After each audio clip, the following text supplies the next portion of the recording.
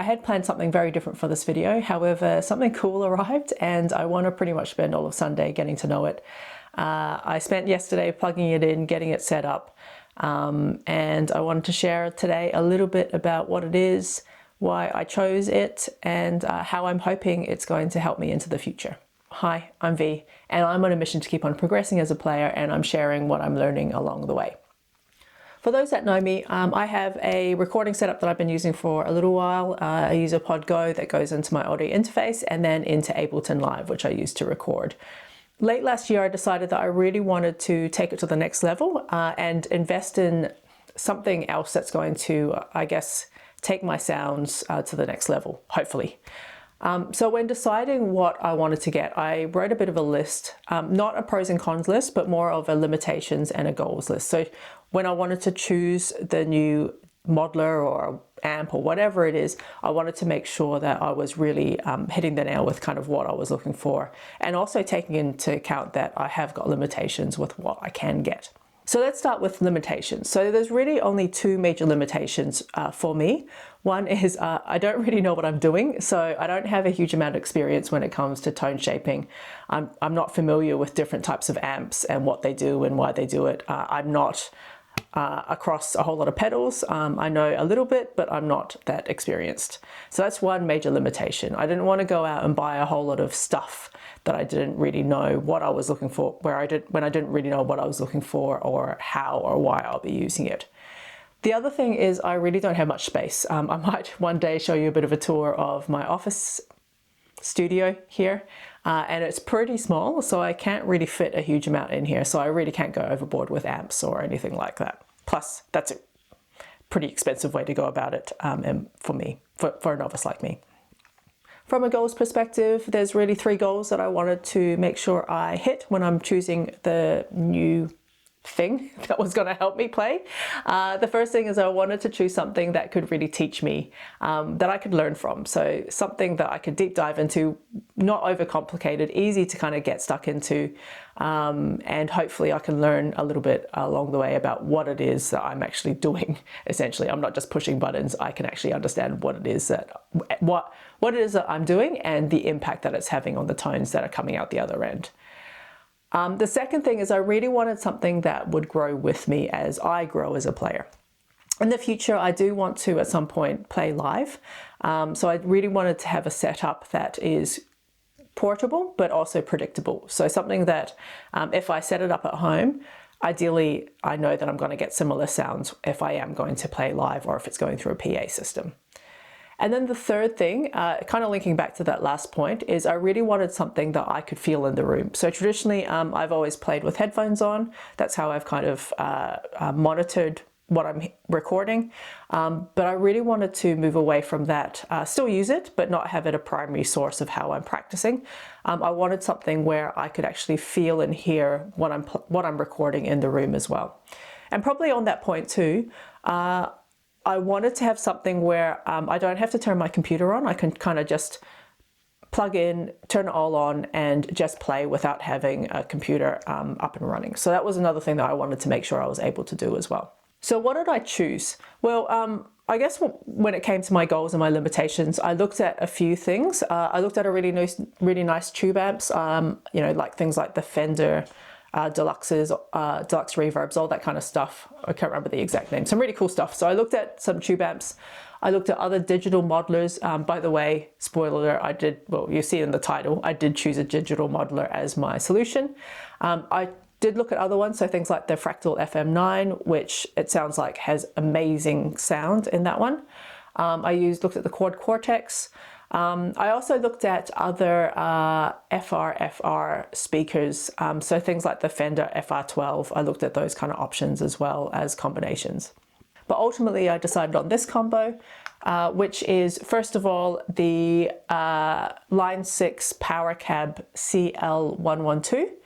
I actually got this a while back, I think maybe sometime in December last year, and I've been using it for the last few weeks, month maybe, with my Pod Go.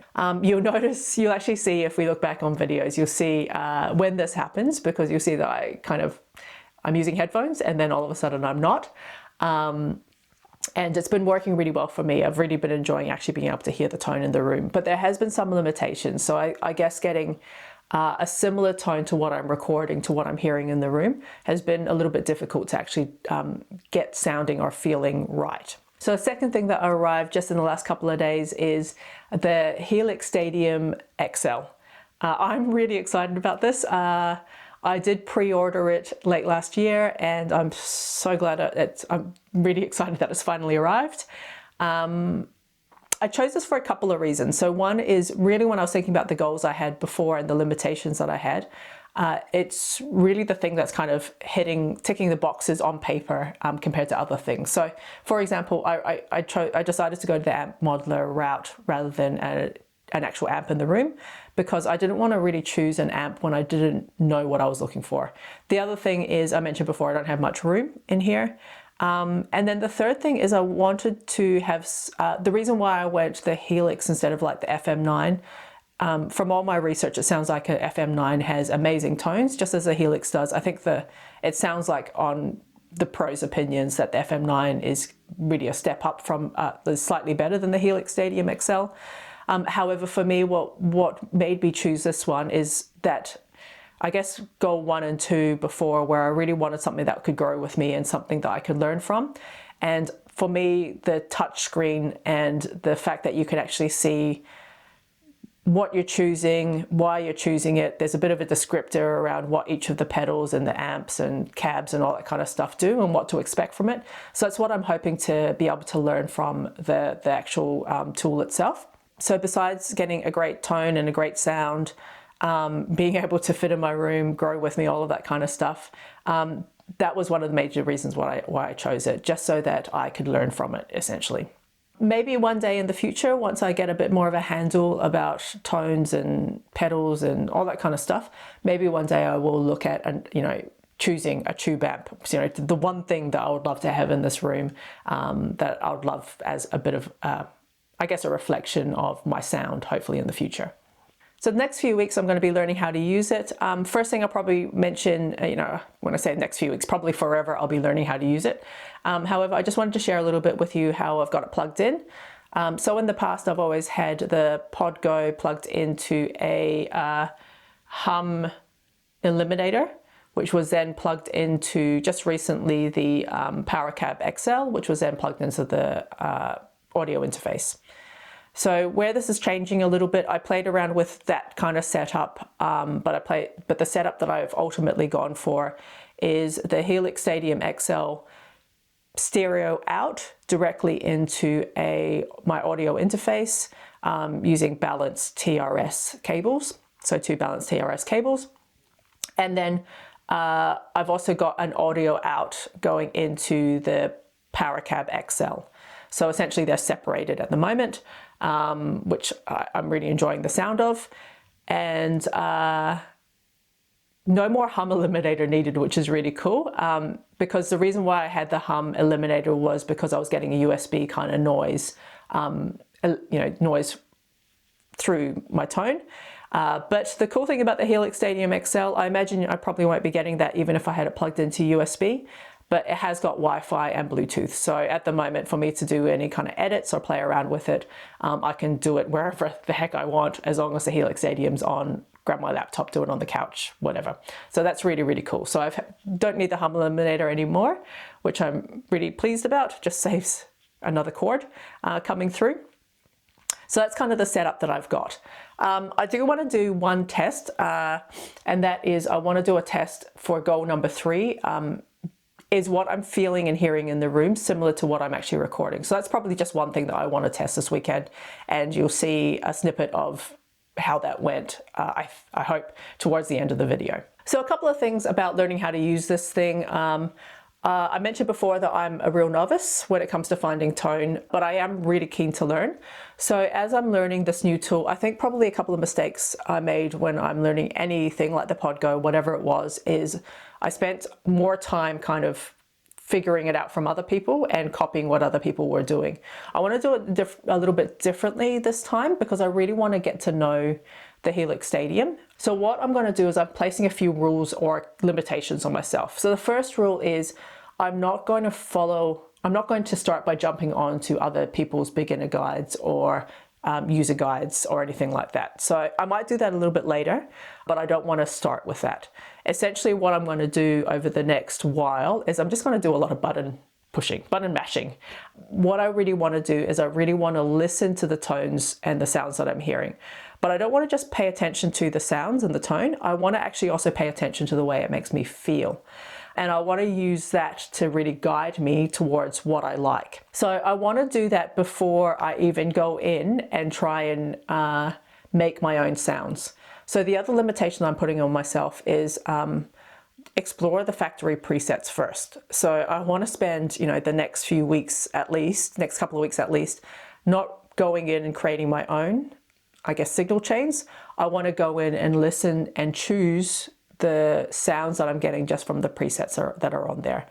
So that's what I kind of want to have, just again, to get to know the tool a little bit better before I start mucking around with it. So I'm hoping this approach is going to help me not get distracted by watching a whole lot of videos of other people.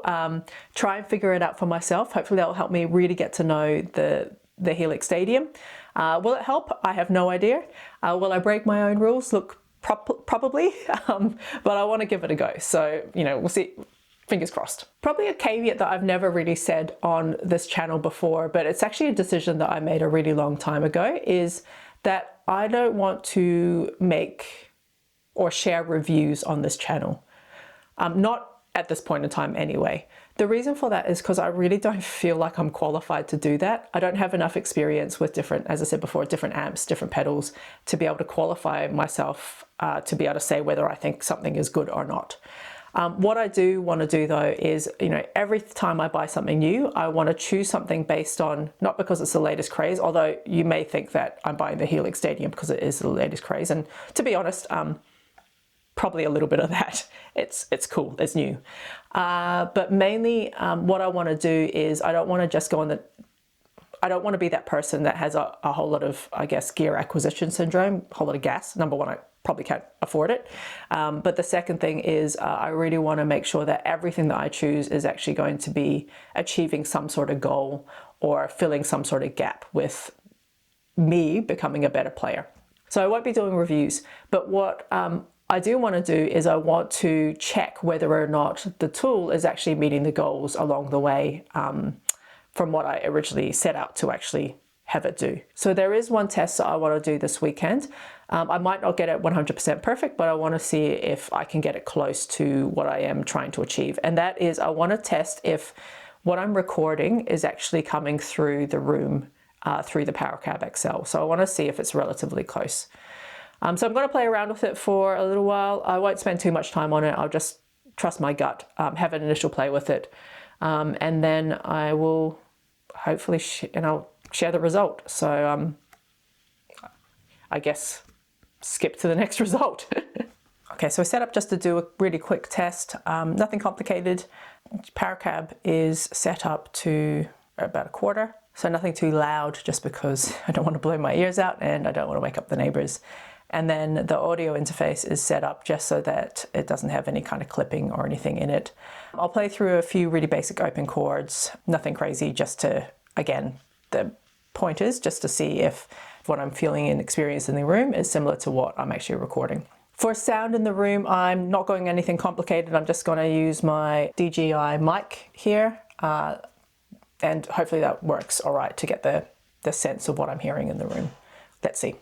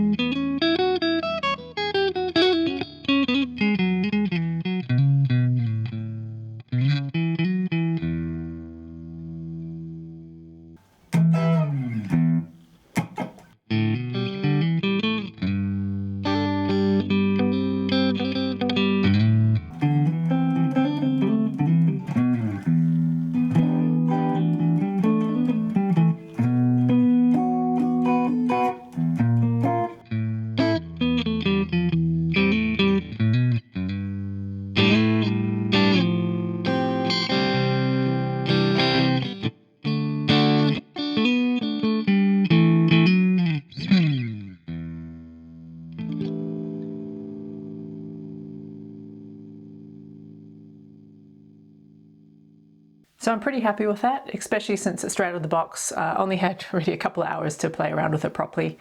I am only using one preset and just mucking around with that just to see how that sounds.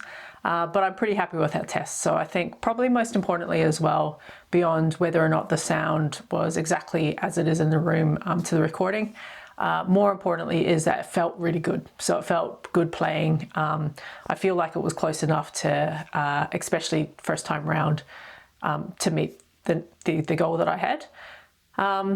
Anyway, it's 10 o'clock in the morning. I think I'm going to now go have my coffee. Beautiful sunny day here. So I think maybe go also read a book for a bit, enjoy the sunshine, and then back in here for my hour of focused practice. If you like this video, give it a thumbs up, subscribe, and hope to see you in the next one.